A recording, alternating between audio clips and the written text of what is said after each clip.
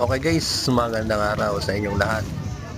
Shoutout doon sa mga masisipag at tapat sa kanilang tungkulin na mga empleyado. Walang sideline. Hirap yan kasi pag may sideline tapos syempre alam mo na. Guys, isa ito sa pinakamasarap na mami na natikman ko. Mami ba to? Isa sa pinakamasarap. Tingnan nyo naman guys, may laman, may chicharon, may itlog, at yung sabaw niya guys, ang linamnam talaga. Napakalinamnam ng sabaw ng